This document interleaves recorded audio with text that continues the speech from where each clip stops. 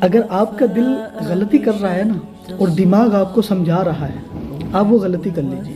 اگر آپ کا دماغ غلطی کر رہا ہو اور دل آپ کا سمجھا رہا ہو تو وہ غلطی نہ کریے۔ دنیا کے اندر دو طرح کے لوگ ہوتے ہیں، ایک اہل دل ہوتے ہیں اور ایک اہل عقل ہوتے ہیں۔ اہل عقل کی باتوں کے اندر بے رونقی ہوتی ہے، بے نوری ہوتی ہے، جب تک وہ اپنی عقل کی باتوں کے اندر دل کی باتیں شامل نہ کر لیں۔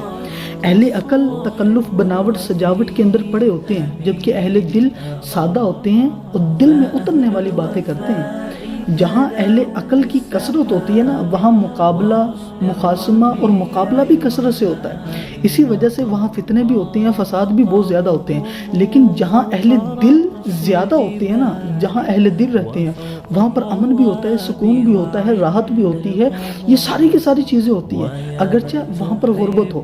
ہمارے آباء و اجداد، آپ کے آباء و اجداد اہل دل ہوا کرتے تھے اور آج کے لوگ اہل عقل ہیں۔ یہی وجہ ہے کہ پہلے زمانے کے اندر محبت ہوتی تھی، حیا ہوتی تھی، رواداری ہوتی تھی، لحاظ کثرت کے ساتھ ہوتا تھا۔